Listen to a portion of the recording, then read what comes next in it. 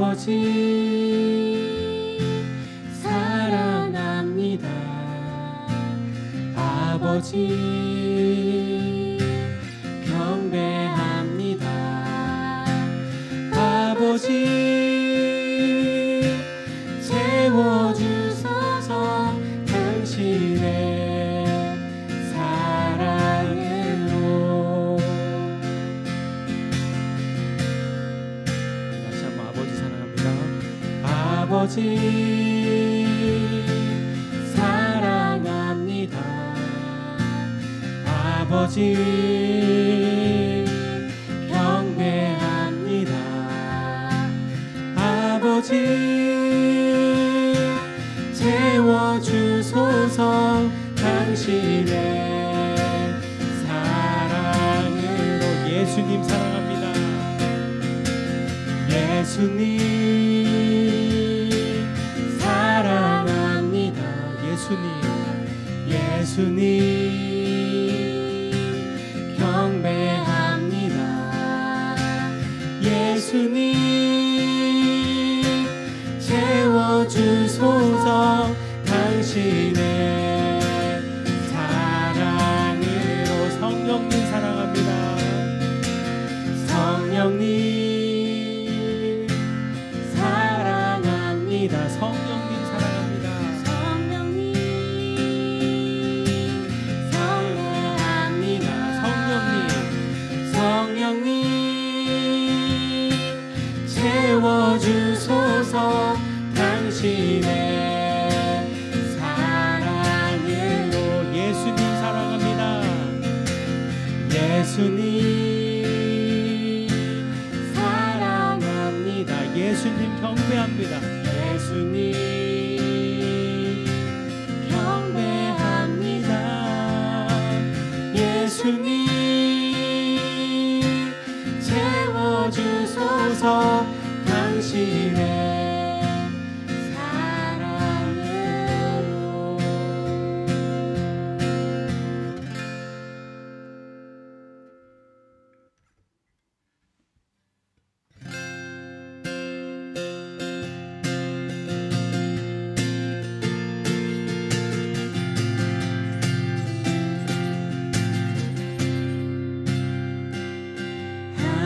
하나님은 너를 만드신 분, 너를 가장 많이 알고 계시며, 하나님은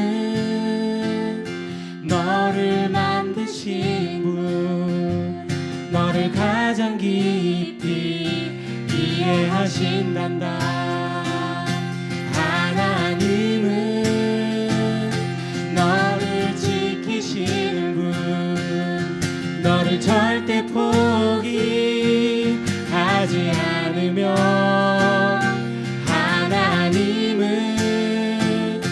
너를 지키시는 분, 너를 쉬지 않고 지켜보신단다.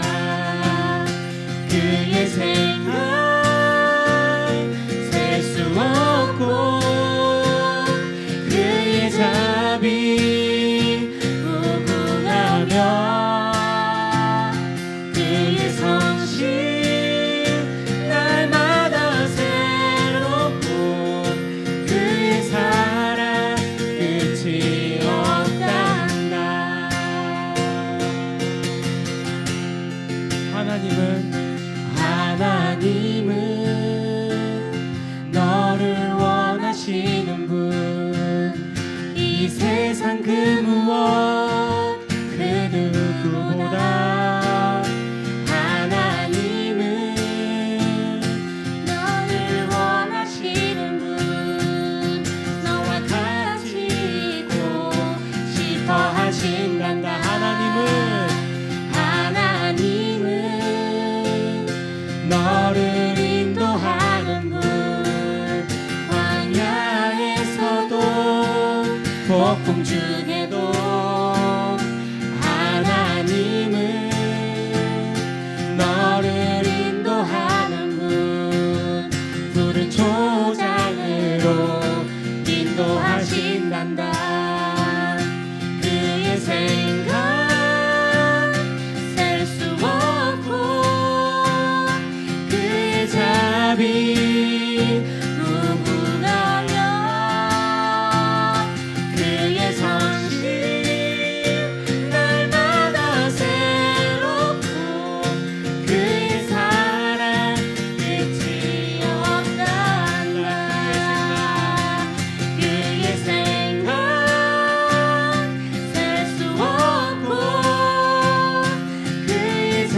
자비 무궁하며 그의 성실 날마다 새롭고 그의 사랑 끝이 없단다. 그의 생각 셀 수 없고 그의 자비 무궁하며 그의 성실 날마다 새롭고 그의 사랑 끝이 없단다.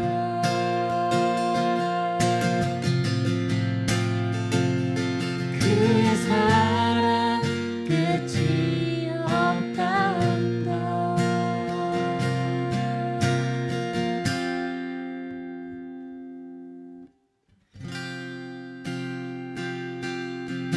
주님과 함께하는 이 고요한 시간 주님의 보좌 앞에 내 마음을 쏟네. 모든 것 아시는 주님께 감출 것 없네. 내 맘과 정성 다해 주 바라나이다.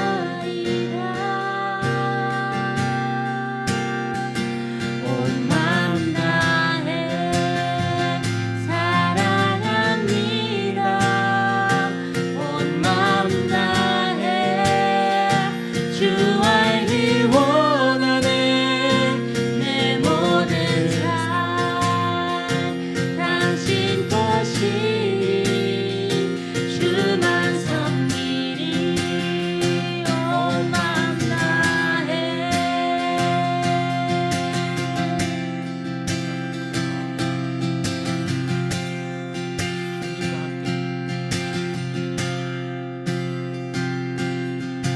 주님과 함께하는 이 고요한 시간 주님의 보좌 앞에 내 마음을 쏟네.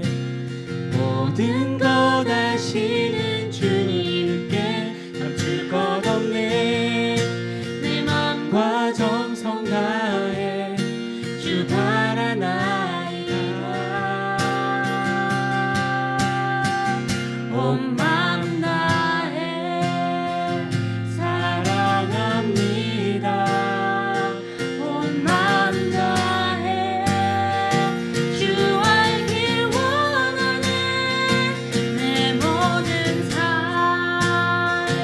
당신 것이니 주만 섬기리. 온 마음 다해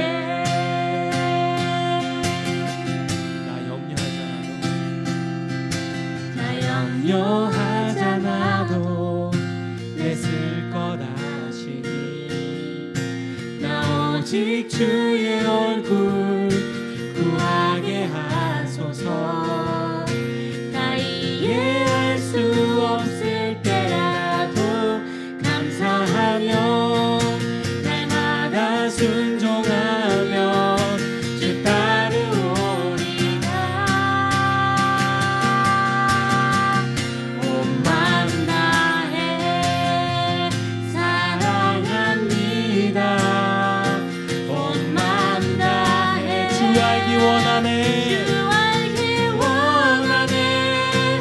내 모든 삶 당신 것이니 주만 섬기리. 주만 섬기리. 온 마음 다해 온 마음 다해 온 마음 다해 사랑합니다. 온 마음 다해 주 알기 원하네.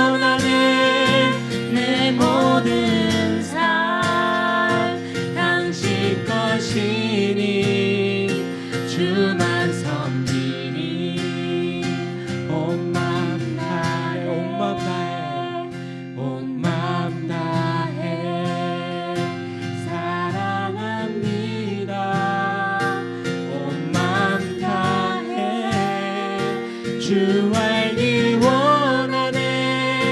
내 모든 삶 당신 것이니 주만 섬기리 온 마음 다해.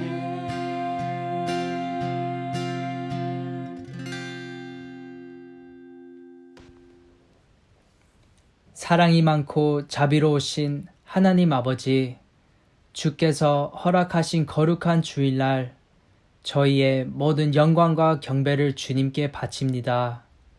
환난 가운데 믿음으로 저희를 축복하사 연약한 저희에게 말씀을 받을 수 있게 하여 주시고 은혜교회 성도들 각 처소에서 한 마음으로 드리는 예배를 기쁘게 받아주셔서 감사드립니다.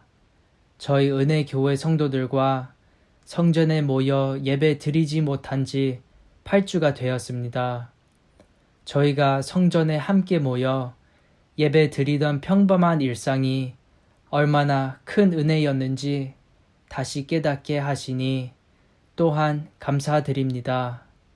주님, 주님의 부활하심에 기쁜 찬송을 부르는 것도 잠시 승천하시는 주님을 앞에 두고 이스라엘을 언제 회복하실 건지 묻는 제자들의 모습과 너무나도 닮은 우리의 삶을 고백합니다. 저희를 사랑하사 구속하신 그 큰 은혜를 또 잊고 세상의 것으로 나를 채우며 이웃을 온전하게 사랑하지 못하였습니다. 주님, 용서하여 주소서. 또한 이제는 자신의 종교를 선택하는 자유를 가지고 심지어 성별과 성적 취향까지 선택의 자유를 누리려고 하는 시대에 저희가 살고 있습니다. 로마서 1장에서의 말씀처럼 저희 마음에 하나님 두기를 싫어하면 그 상실한 마음대로 내어 버려 두시는 하나님, 저희가 그 상실한 마음대로 하나님께 내어 버려지기 원치 아니하오니 오늘 이 자리에 앉아 이 어두운 세상 속에 살고 있는 저희와 다음 세대 아이들을 위하여 회개하며 기도합니다. 부디 주님 흘리신 보혈의 피로 이 땅을 씻어주시고 하나님의 구속사를 기억하며 오직 말씀 위에서만 증거하여 살게 하여 주소서. 전염병이 지속적으로 전 세계에 퍼지고 있으며 모든 민족들이 어려움과 고통 가운데 살고 있습니다. 바벨론 포로 때에 전능하신 하나님께서 항상 저희와 함께 하셨던 것처럼 아버지, 이 땅의 모든 민족들이 아버지의 자녀 되어 아비의 의로운 뜻을 깨닫게 하소서. 또한 두려운 상황에서 끝까지 일하고 있는 수많은 의료진들과 봉사자들을 보호하여 주시고 모든 성도들의 가정과 일터, 학교를 지켜주시옵소서. 아무도 모이지 못하는 텅 빈 성전 안에서 성도들의 믿음과 영혼을 책임지시는 문성은 담임 목사님과 그 가정을 축복하여 주시고 매주 매일 인터넷으로 그 말씀을 듣는 성도들의 마음에 거룩한 씨가 심기어 좋은 열매를 맺길 기도합니다. 인터넷 예배를 드리기 위해 수고하시는 미디어팀과 찬양팀을 영원히 기억하시며 또한 보이지 않은 곳에서 하나님의 일을 하고 있는 모든 성도들을 축복하여 주소서. 주님, 저희 은혜교회 성도들이 성경 필사와 아침 저녁 정한 시간에 한 마음으로 기도하며 말씀을 쓰고 기도할 때 하나님의 영광을 보게 하옵소서. 각 가정에서 자녀들의 선지자 역할을 하고 있는 은혜교회의 부모들을 축복하시어 하나님의 지혜와 지식을 부어주시고 성숙한 믿음을 갖게 하옵소서. 이 시간에 하나님의 말씀을 받기 위해 모든 성도들의 마음을 열어주시고 문성은 목사님을 통해 거룩한 말씀을 받들어 성도들 축복받게 하옵소서. 지금도 살아 역사하시고 우리와 함께 하시는 사랑하는 예수님 이름으로 기도드렸습니다. 아멘.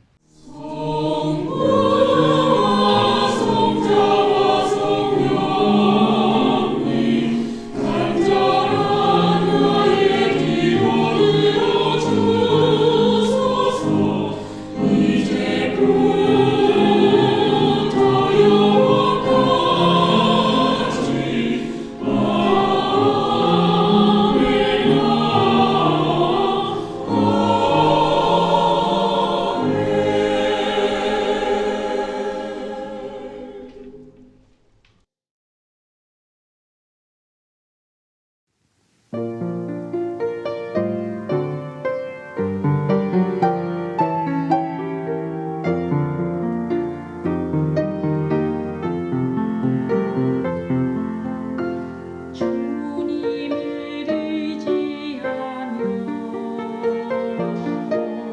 주께 맡기어라. 주님께서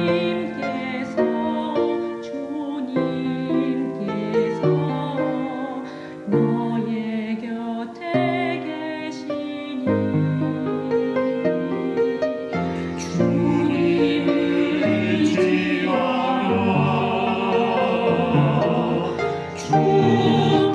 맡기어라. 내 모든 짐을 가볍게 하시니 주를 의지하라.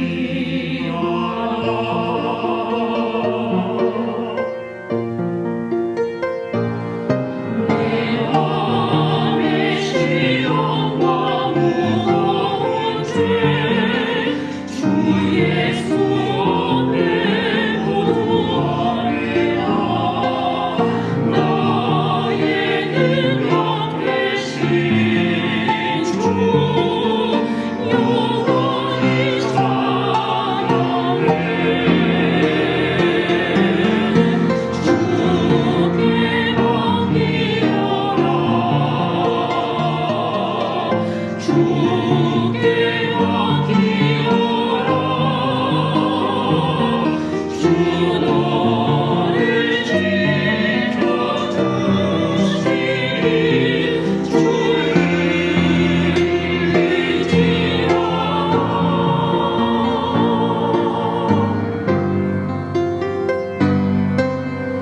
주께 맡기어라.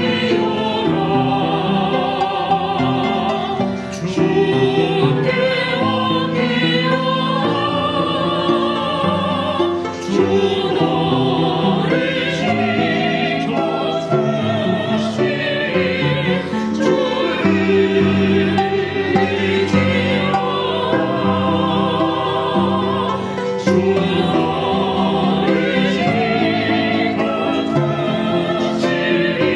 지켜주시니 주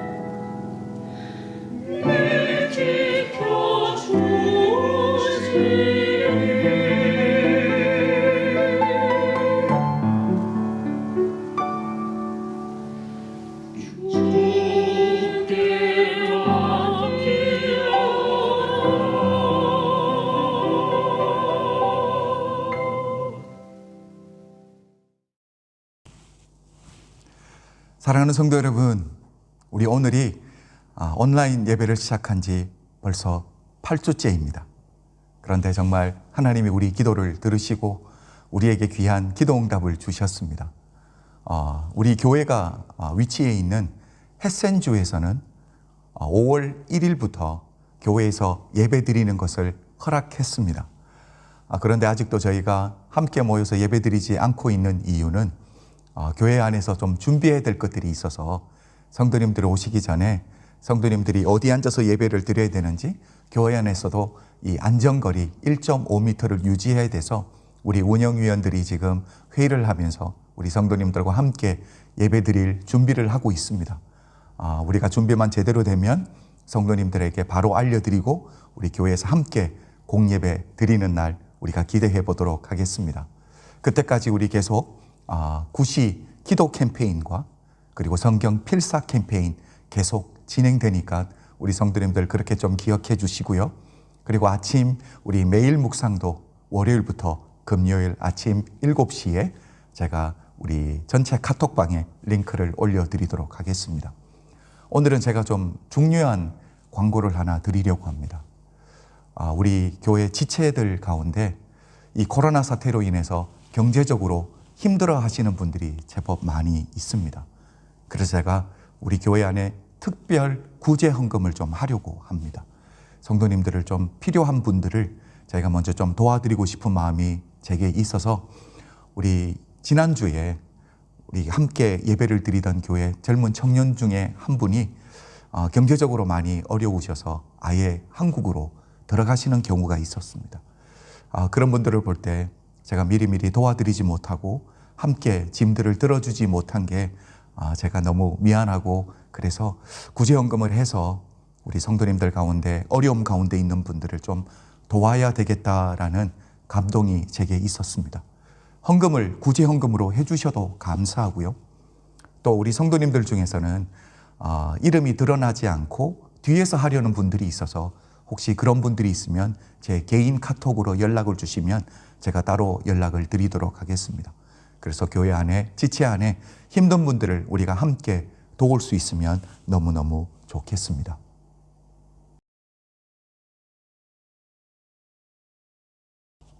우리 오늘 말씀 함께 보도록 하겠습니다. 우리 오늘 말씀은 룻기 3장으로 가겠습니다. 룻기 3장 1절, 3장 전체를 볼 텐데요. 우리 1절부터 11절까지 우리 함께 보도록 하겠습니다. 룻기 3장 1절부터 11절 제가 한번 읽어보도록 하겠습니다. 룻의 시어머니 나오미가 그에게 이르되 내 딸아 내가 너를 위하여 안식할 곳을 구하여 너를 복되게 하여야 하지 않겠느냐. 네가 함께 하던 하녀들을 둔 보아스는 우리의 친족이 아니냐. 보라 그가 오늘 밤에 타작마당에서 보리를 까불리라.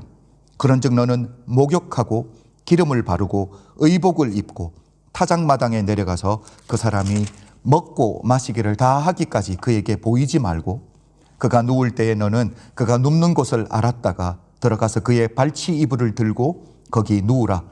그가 내 할 일을 네게 알게 하리라 하니 룻이 시어머니에게 이르되 어머니의 말씀대로 내가 다 행하리이다 하니라. 그가 타작마당으로 내려가서 시어머니의 명령대로 다 하니라. 보아스가 먹고 마시고 마음이 즐거워 가서 곡식단 더미의 끝에 눕는지라. 룻이 가만히 가서 그의 발치 이불을 들고 거기 누웠더라.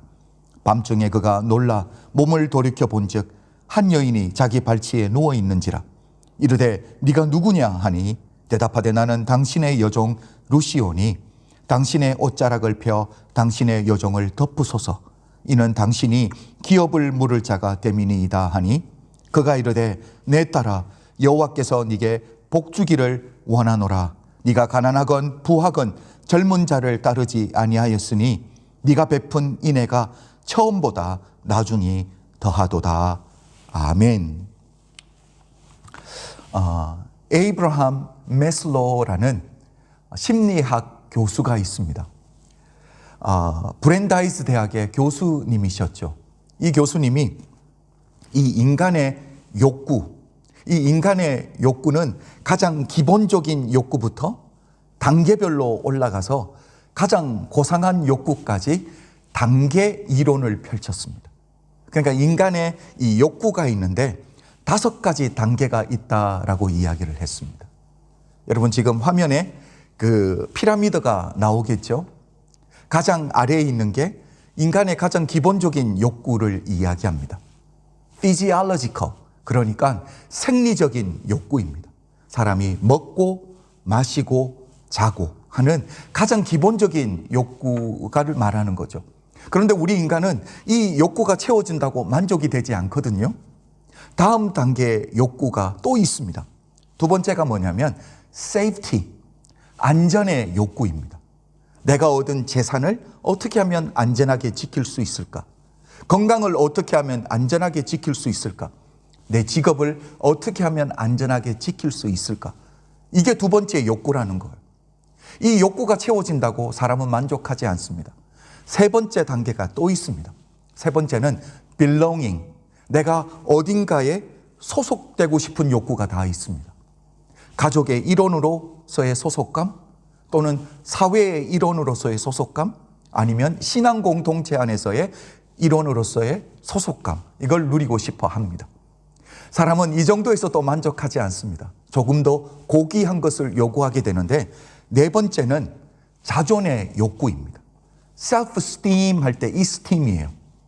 이것은 뭐냐면 이 공동체 안에서 사람들로부터 인정받고 좋은 평가를 받기 원하는, 자존감이 높아지기를 원하는 욕구가 또 있다라는 거죠.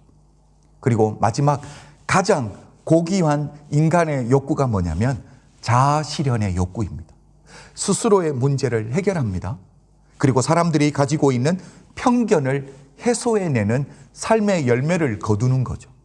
이 5가지 단계가 있는데, 저는 오늘 나오미와 룻을 보면서 이 두 사람이 믿음의 사람들이 꼭 있어야 할, 그러니까 이 세상을 상징하는 모압의 삶을 정리하고 믿음의 사람이 있어야 될 하나님의 임재와 예배를 상징하는 베들레헴으로 돌아왔을 때 이 메슬로 교수가 이야기했던 인간의 욕구 5가지 단계가 다 성취되었다라는 것을 제가 보게 되었습니다. 첫 번째, 가장 기본적인 욕구가 뭡니까? 생리적인 욕구인데 먹고 마시는 겁니다. 이걸 누구를 통해 하나님이 채워주셨습니까? 우리 하나님의 헤세드를 상징하는 축복의 통로인 보아스를 통해 우리 하나님이 인간의 가장 기본적인 필요를 넉넉하게 채워주셨습니다. 두 번째는 안전의 욕구입니다. 여러분, 룻이 모압 출신 이방인입니다. 이방인이 이삭 줍기를 나가려고 할 때 나오미가 가장 염려했던 게 안전이잖아요. 그렇죠? 이 안전 역시도 보아스가 책임져 줍니다. 추수가 끝나기 전에 다른 밭으로 가지 말고 자기 밭에 머물러 있으라라고 이야기를 해주었을 뿐만 아니라 자기 사원들에게 룻을 책망하지 말라라고 선을 분명하게 그어줬습니다. 여러분, 인간은 이 정도에서 만족하지 않습니다. 세 번째는요, 어딘가에 소속되고 싶은 소속의 욕구입니다. 나오미가 고향에 돌아왔을 때 베들레헴 여인들이 이가 나오미냐라고 환영해 줌으로 말미암아 내 안에 어딘가에 소속되었다라는, 믿음의 공동체에 소속되었다라는 소속감을 얻었습니다. 룻은요, 우리 다음 주에 보겠지만 보아스와 결혼을 함으로 말미암아 새로운 가정에 소속감을 얻게 되었습니다. 이제는 조금 더 고귀한 욕구로 한번 넘어가 보도록 하겠습니다. 자존의 욕구입니다. 그러니까 공동체 안에서 좋은 평가를 받고 싶은, 칭찬을 받고 싶은 욕구인데, 여러분, 그 당시 이 사회적인 구조만 봐도 우리는 이미 여러 번 이야기를 했잖아요.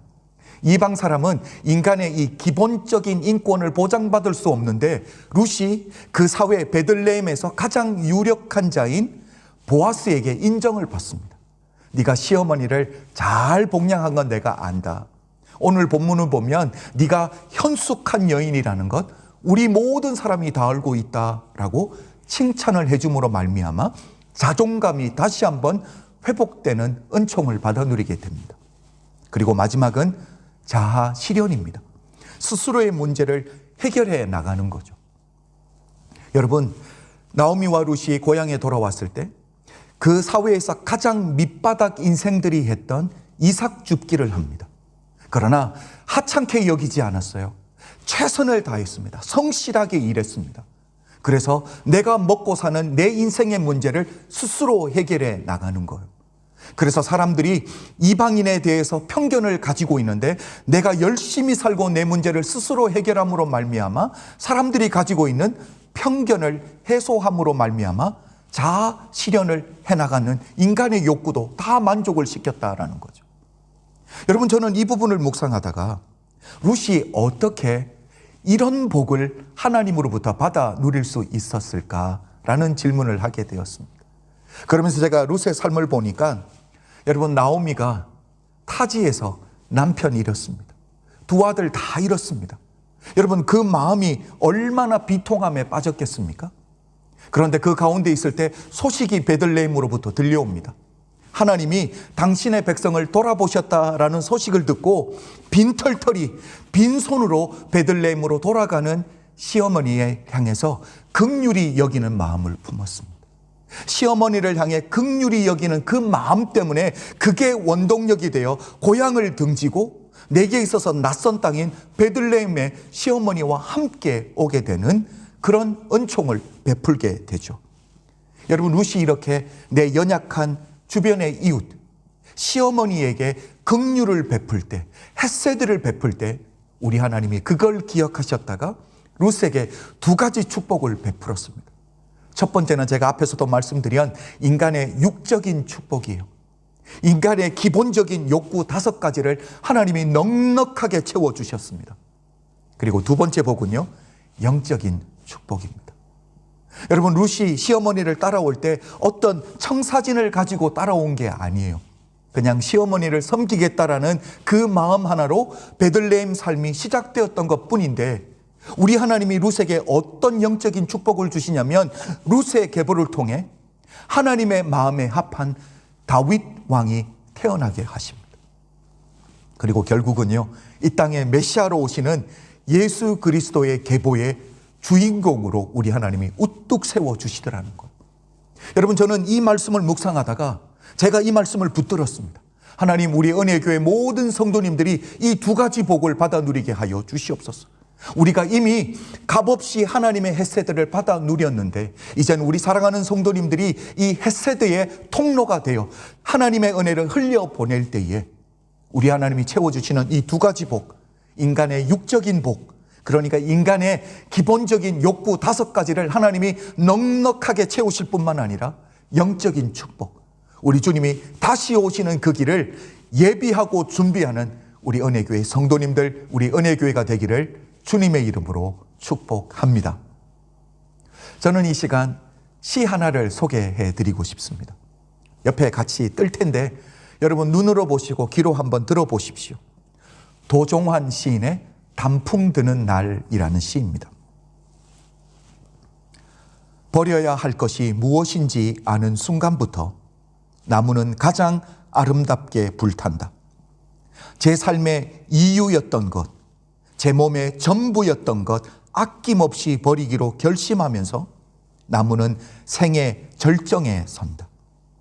방하착, 제가 키워온 그러나 이제는 무거워진 제 몸 하나씩 내려놓으면서 가장 황홀한 빛깔로 우리도 물이 드는 날.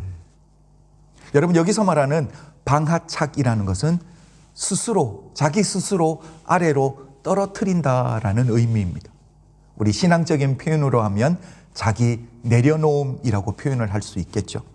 여러분, 시인은 나무에 이 나뭇잎이 단풍으로 물들고 낙엽이 되어 떨어지는 이 과정을 지켜보면서 인생의 교훈을 하나 받게 됩니다. 내 것을 어떻게든 지키려 하는 것이 아니라 때가 되었을 때 스스로 아래로 떨어뜨리는 나무를 보면서 내려놓음이 정말 아름다운 거구나 라는 것을 깨닫게 되었다라는 거죠. 여러분도 아시지만 나무는 뿌리로부터 영양분을 공급받습니다. 그 영양분으로 말미암아 나뭇잎이 푸르게 되는 거죠. 그리고 햇빛을 받아서 이 광합성 작용으로 말미암아 나뭇잎이 푸르게 되는 겁니다. 자, 그런데 중요한 것은 여름 때는 이게 가능해요. 낮의 길이와 밤의 길이가 똑같아지는 추분이 지나게 되면 밤의 길이가 점점 길어지게 되죠. 이때 나무가 하나를 알게 됩니다. 그게 뭐냐면 이제는 낮에 햇빛 받는 시간이 점점 줄어들 것을 알게 되는 것. 이때 나무가 결정하는 게 한 가지가 있습니다. 나무의 가지와 나무 잎 사이에 여러분 굳은 살, 딱딱한 살을 하나 만드는데 이것을 식물학적인 전문 용어로 뭐라고 말하냐면 떨켜층이라고 말합니다. 여러분 이 떨켜층이 딱딱한 살이 생기고 나면 나무 뿌리에서 올라오는 영양분이 나뭇잎까지 가지 못하게 됩니다.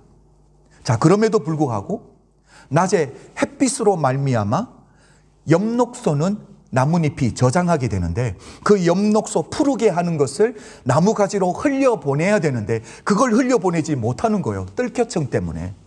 그래서 나뭇잎이 엽록소를 간직하고 있다가 그 엽록소가 죽어지게 됩니다. 자, 그런데 중요한 것이 뭐냐면 나무가 원래 가지고 있는 색소가 있는데 그 색소가 카로틴이라는 색소를 가지고 있으면 이 엽록소와 합쳐지면서 나뭇잎이 노랗게 색깔이 변하게 됩니다. 자, 그런데 또 다른 케이스는 나무가 가지고 있는 색소가 안토시아논이라는 것이면 엽록소와 합쳐지면서 빨간색으로 변하게 된다라는 거죠. 여러분, 그런데 이 떨켜층이 어느 순간에 딱 떨어지는 순간이 있는데 그 단풍잎이 떨어지면서 낙엽이 되는 순간이다라는 거죠. 여러분, 이 시인은 나무가 이 추분을 지나면서 단풍에 물이 들고 그리고 이제는 낙엽을 하나하나 떨어뜨리는 준비를 하는 것을 스스로 자기 욕심을 내려놓는 것이다라고 이해를 하게 됩니다. 내 삶의 전부였던 것, 내 삶의 자랑이었던 것을 스스로 하나씩 떨어뜨리는 것, 이게 낙엽 지는 거다라고 해석을 했다라는 거죠. 그러면서 우리에게도 이런 도전을 주는 겁니다. 우리도 우리 인생 가운데 전부라고 생각했던 것, 내 삶에 덕지덕지 붙여놓았던 이 인간의 욕심과 욕구들을 낙엽 떨어뜨리듯이 우리도 가을이 되었을 때 이렇게 스스로 떨어뜨리는, 그래서 함께 물이 들어가는 날을 함께 기억하자라고 이야기를 하는 게 아닐까, 제 스스로는 그렇게 한번 적용을 해 보았습니다. 여러분, 우리 은혜교회 성도님들은 이제부터 단풍 놀이 간다, 단풍 구경 간다라고 생각하면 안 돼요. 그렇게 말하지 마십시오. 온 우주가 합력하여 우리에게 교훈을 주는 날이거든요. 그래서 우리는 교훈 받으러 가는 그런 날이 됐으면 좋겠습니다. 여러분, 생명의 순환을 위해서 스스로 내려놓는 것. 여러분, 인간은 그걸 보며 아름답다라고 표현을 하는 거예요. 이렇게 스스로 내려놓고 스스로 포기하는 것이 정말 아름답다라는 것.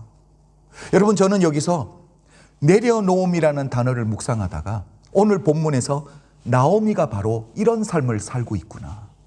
마치 나무가 단풍이 든 그 나뭇잎을 낙엽으로 떨어뜨릴 때 우리 인간은 아름답다라고 표현하듯이 나오미는 사랑하는 며느리인 룻을 위해서 자기의 권리를 스스로 내려놓고 있습니다. 그 모습이 이 공동체 안에서 얼마나 아름다운지 모릅니다. 저는 지난 주일 2장 마지막 절인 23절에서 추수 때가 끝났다라고 말씀을 드렸죠. 그러니까 이 두 사람 나오미와 룻이 베들레헴으로 돌아온 지 이미 7주가 지났습니다. 오늘 본문 1절에서 7주가 지난 후에 나오미가 룻에게 이렇게 말합니다. 룻의 시어머니 나오미가 그에게 이르되 내 딸아, 내가 너를 위하여 안식할 곳을 구하여 너를 복되게 하여야 하지 않겠느냐.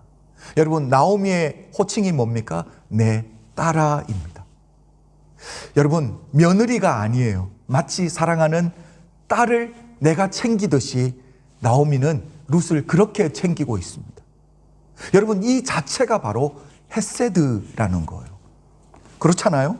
며느리를 며느리처럼 대해도 누가 뭐라고 합니까? 내 곁에 두고 평생 나를 섬기게 해도 어느 누구도 말할 사람이 없는데 딸처럼 대해줍니다. 이제는 그 며느리가 복된 삶을 살 수 있도록 안식할 곳, 그러니까 네가 이제 재혼할 수 있도록 내가 길을 좀 열어주면 좋겠다라고 이야기를 합니다. 여러분, 나오미의 관심은 뭡니까? 어떻게든 룻의 미래의 문을 열어주기를 원하는 것. 저는 이게 바로 나오미의 자기 내려놓음이라고 생각을 했습니다. 며느리를 내 곁에 두고 평생 섬김을 받아도 되는데 내 권리를 기꺼이 내려놓는 거예요. 여러분, 나오미의 관심은 어디에 있습니까? 내가 어떻게 하면 루스로 하여금 복된 삶을 살게 할까? 행복하게 해줄 수 있을까? 안전한 삶을 살 수 있게 해줄 수 있을까? 여기에 관심이 있는 거예요. 나름대로 고민을 많이 했던 것 같습니다.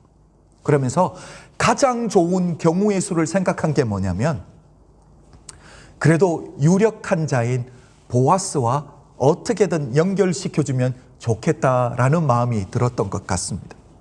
본처로는 상상도 못하고요, 보아스의 후처로라도 들어갈 수 있으면 이게 제일 좋은 케이스다라고 생각을 했던 것 같습니다.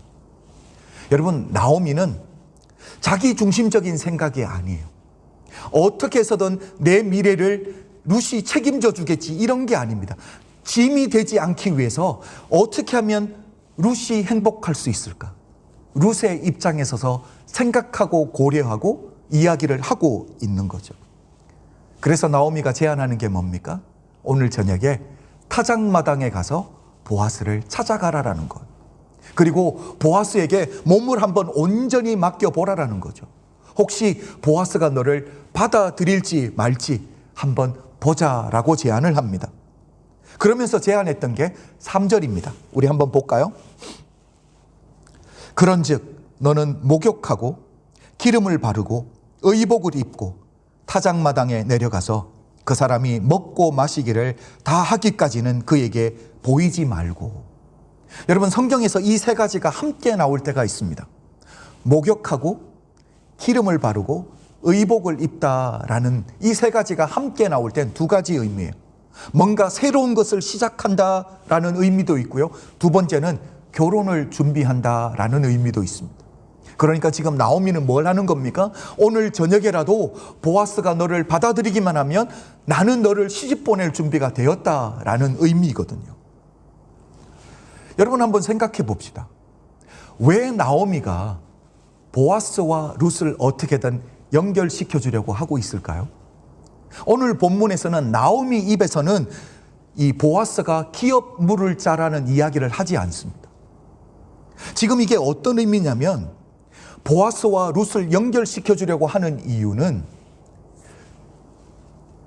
보아스가 착한 사람이기 때문에, 하나님의 은혜를 알고 그 은혜를 베풀 수 있는 사람일 뿐만 아니라 유력한 자이기 때문에 이 며느리의 미래를 위해서 어떻게든 보아스와 연결시켜 주려고 하고 있다라는 거죠.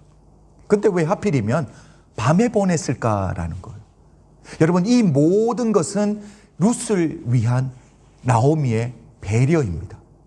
낮에 찾아갔다가 혹시 보아스가 거절을 하게 되면 공개적으로 부끄러움을 당할 수 있잖아요. 그래서 밤에 찾아가라고 권면하고 있는 것입니다.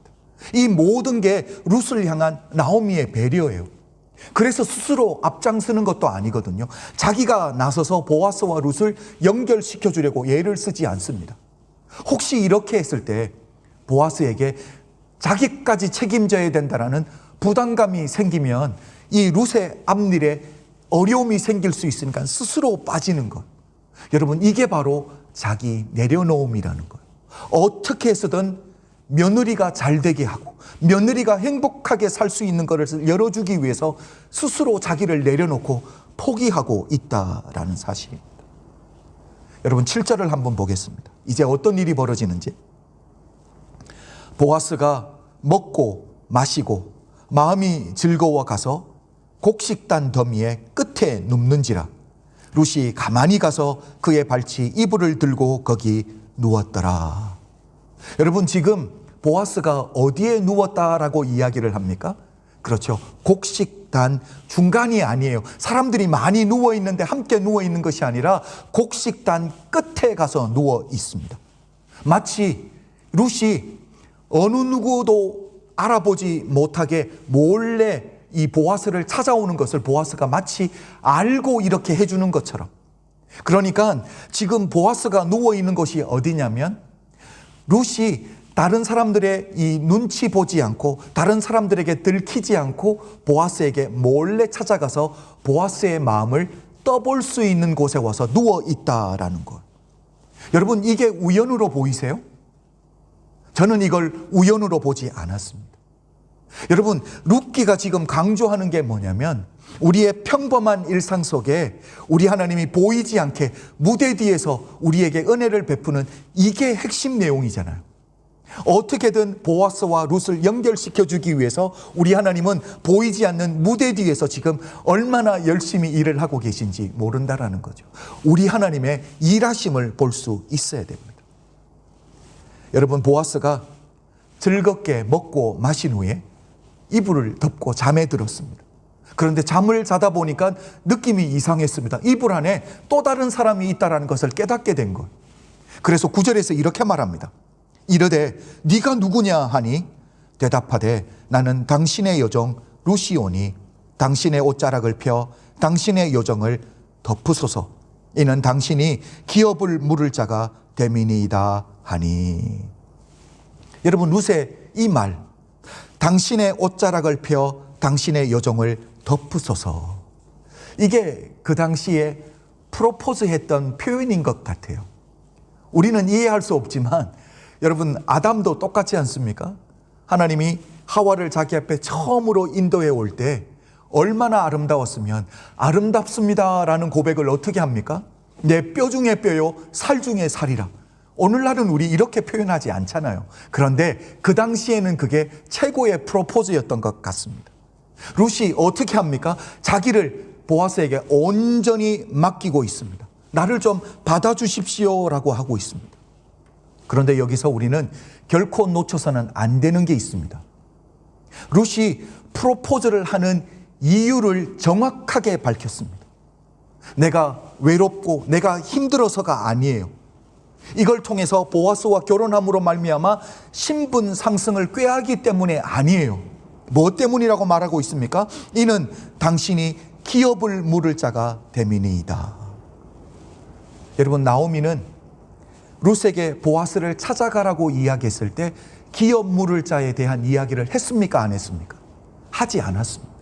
오히려 책임을 이야기했다가 보아스에게 부담을 주어 일이 성사되는데 그르칠까 봐 나오미는 아예 기업 물을 자에 대한 이야기를 하지도 않았습니다. 그런데 룻은요, 나오미가 이야기한 것보다, 기대했던 것보다 룻은 보아스에게 더 큰 것을 요구하고 있습니다. 기업 물을 자의 책임을 져달라라는 거예요. 나만이 아니라 우리 가정 전체를 책임져 달라라고 부탁을 하고 있습니다. 여러분, 여기서 기억해야 될 것이 뭐냐면 룻이 율법에 대해서 정확하게 알고 있다는, 하나님의 말씀을 알고 있습니다. 이미 자기 안에 신앙이 있다라는 증거예요. 고향으로 돌아오려고 할 때 나오미가 이제는 내 부모님이 있는 네 처갓집으로 돌아가라고 했을 때 룻이 뭐라고 고백했습니까? 어머니의 백성이 나의 백성이 되고 어머니의 하나님이 나의 하나님이 되겠습니다. 여러분, 이게 정에 이끌려서 했던 말이 아니에요. 이게 바로 신앙의 고백이었던 거죠. 우리 믿음의 사람은 이렇게 건강한 신앙 고백 기초 위에 아름다운 신앙의 열매들을 맺혀 나가야 될 줄로 믿습니다. 자, 이렇게 신앙 고백을 했을 때 보아스의 반응을 한번 보도록 하겠습니다. 10절입니다. 그가 이르되 내 딸아, 여호와께서 네게 복 주시기를 원하노라. 네가 가난하건 부하건 젊은 자를 따르지 아니하였으니 네가 베푼 인애가 처음보다 나중이 더하도다.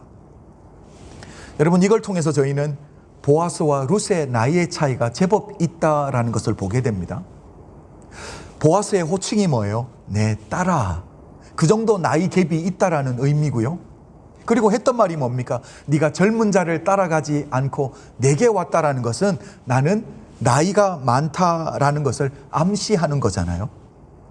그리고 보아스가 룻의 두 가지의 인애를 인정해주고 있습니다. 첫 번째 인애는 뭡니까? 그렇죠. 시어머니에게 베푼 긍휼입니다. 시어머니에게 베푼 헤세드예요. 두 번째는요, 네가 어떻게든 가정을 살려보기 위해서 젊은 자를 찾아간 것이 아니라 늙은 나를 찾아온 것, 이게 네가 베푼 헤세드 중에 가장 큰 헤세드다라고 이야기를 해줍니다. 자, 그리고 11절이에요. 보아스가 이렇게 말해줍니다. 그리고 이제 내 딸아, 두려워하지 말라. 내가 네 말대로 네게 다 행하리라.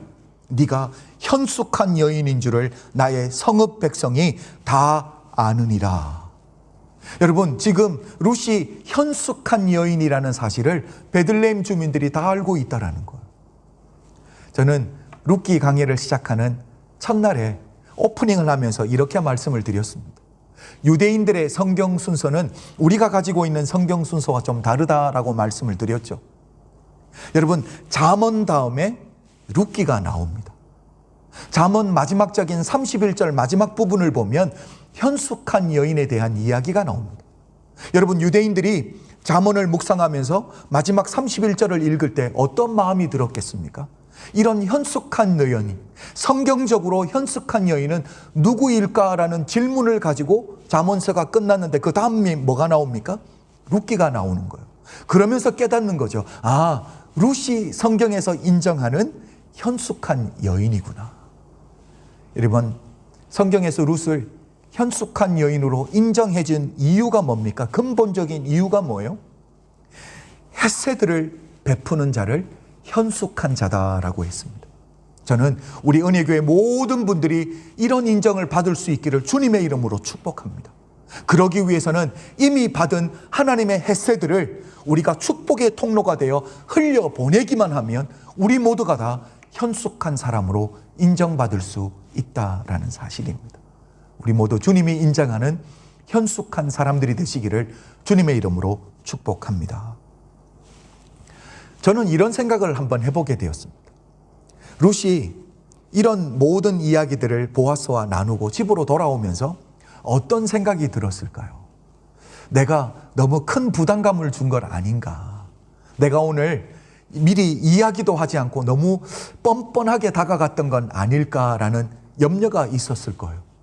그리고 돌아와서 어머니에게 이런저런 이야기들을 다 전해줍니다. 보아스가 그냥 가게 하지 않고 보리를 6대를 내게 줍디다 라고 이야기를 합니다. 여러분, 이랬을 때 18절을 한번 볼게요. 나오미가 이렇게 말합니다. 이에 시어머니가 이르되 내 딸아, 이 사건이 어떻게 될지 알기까지 앉아 있으라.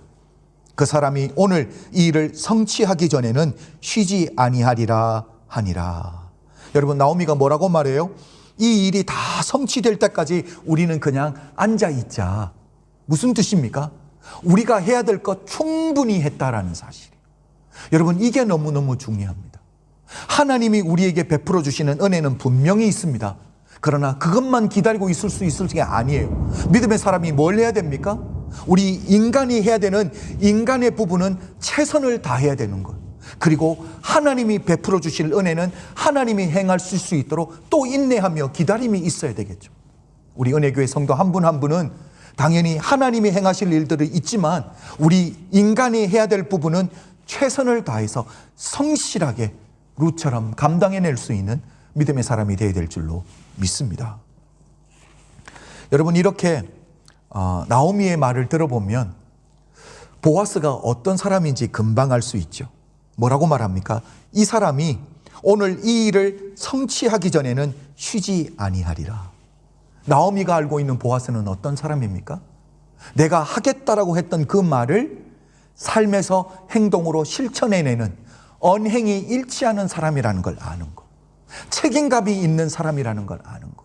내가 말한 것을 성취할 때까지는 쉬지 아니하는 사람이라는 것을 분명하게 알고 있습니다. 여러분, 이게 얼마나 귀한 삶입니까? 저는 이걸 묵상하다가 우리 주님이 떠올랐습니다. 우리 주님이 바로 이런 삶을 사셨다라는 거예요. 우리 주님이 이 땅에 오신 이유는 하나입니다. 마가복음 10장 45절을 보면 섬김을 받으려 하심이 아니라 오히려 섬기려 하고 당신의 목숨을 많은 사람들의 대속물로 주시기 위해서 우리 주님이 오셨습니다. 여러분, 우리 주님이 이 땅에 오신 목적은 간단합니다. 죄로 인해 죽을 수밖에 없는 우리를 구원하시겠다고 오셨습니다. 그런데 그 구원의 사역을 감당하는 사명자의 길을 가는 그 길이 쉽지 않았다라는 거예요. 우리 주님이 태어났을 때는요, 헤롯 왕의 칼날을 피해서 애굽 땅에 도망가서 사실 수밖에 없었습니다. 우리 주님이 공생애를 시작하신 이유는요, 고향에서도 환영받지 못하고 우리 주님은 배척당하셨습니다. 이게 다가 아니에요. 우리 주님은 이렇게 말씀하십니다. 여우도 굴이 있고 공중에 새도 거처가 있는데 인자는 머리 둘 곳도 없다라고 말씀하셨습니다. 우리 주님은 수없이 배고프셨고요. 우리 주님은 수없이 추운 날들을 사셨습니다. 그리고 마지막은요, 주님이 공생의 3년 동안 온 삶을 부어서 사랑했던 제자들이 우리 주님을 배신하고 그 가운데 주님을 은 30에 파는 사람이 있었습니다. 그리고 우리 주님은 가장 고통스러운 십자가형으로 인생을 마감하시게 됩니다. 사랑하는 성도 여러분, 우리 예수님이 이 구속사역, 사명자의 길이 아무리 힘들고 험하다고 해도 우리를 위해 구속사역을 온전히 성취하고 마무리하기 전까지 우리 주님은 단 한 번도 쉬신 적이 없습니다. 마치 보아스처럼 이 일을 성취하실 때까지 쉬지 아니하시고 끝까지 달려가셨던 분이 우리 주님이라는 것. 오늘 우리가 배워야 될 게 바로 보아스의 이 삶의 자세, 우리 주님의 삶의 자세라는 사실입니다. 우리도 우리 하나님이 우리에게 맡겨주신 사명이 있습니다. 그 길이 있습니다. 영적으로는 뭡니까? 땅끝까지 이르러 하나님의 복음을 전하는 거예요. 그리고 주님이 다시 오는 길을 예비하는 겁니다. 그렇다면 그 일을 성취하기까지 우리 교회는 절대로 쉬면 아니 됩니다. 그리고 하나님이 우리에게 맡겨주신 가정이 있습니다. 주변에 지체들이 있습니다. 그들을 온전히 세워주는 일이 끝나기 전까지, 이 일이 성취되기 전에는 우리 모두가 쉬면 안 된다는 것. 그래서 기도하고 사랑을 표현하고 말씀으로 섬기는, 선교로 섬기는 우리 은혜교회 모든 성도님들로 우뚝 세워지시기를 주님의 이름으로 축복합니다. 기도드리겠습니다. 사랑해 주님 감사합니다. 오늘도 믿음의 사람들과 말씀 앞에 서게 하신 것 감사합니다. 하나님, 오늘도 우리 삶에 믿음의 결단들이 있게 하여 주시옵소서. 보아스처럼, 우리 주님처럼 주님이 이 땅에 오신 그 목적을 성취하기 전까지 주님 쉬시지 아니한 것처럼 하나님 우리에게 맡겨주신 이 사명의 길을 끝까지 성취할 때까지 쉬지 않고 성실하게 달려가는 우리 모든 은혜교회 성도님들 될 수 있도록 축복하여 주시옵소서. 감사드리며 예수 그리스도 이름으로 축복 기도드려 싸움나이다. 아멘.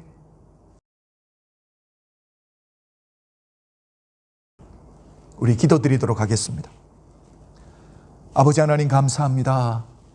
오늘도 우리 사랑하는 성도님들이 예배 가운데 나올 때 빈손으로 나오지 아니하며 주님 앞에 귀한 예물 올려드렸습니다. 11조로 주님 앞에 올려드립니다. 감사 헌금으로 주님 앞에 올려드립니다. 선교 헌금으로 주님 앞에 올려드립니다. 주일 헌금으로 주님 앞에 올려드립니다. 특별 구제 헌금으로 주님 앞에 기꺼이 감사하며 올려드립니다. 사랑하는 성도 한 분 한 분이 주님 앞에 올려드리는 이 헌금은 성도님들의 재정의 일부분이 아니라 우리 사랑하는 성도님들의 주를 향한 헌신과 교회를 향한 사랑, 우리 사랑하는 성도님들이 온전히 드려졌사오니 우리가 드려진 이곳에 생명의 열매 맺혀지는 것 보게 하여 주시옵소서. 지금은 우리 주 예수 그리스도의 은혜와 독생자를 아낌없이 허락하신 하나님 아버지의 극진하신 사랑과 성령님의 감화감동 역사하심이 오늘 이곳에 모인 모든 사랑하는 성도님들 머리머리 위에 지금부터 영원토록 함께 계실지어다. 아멘.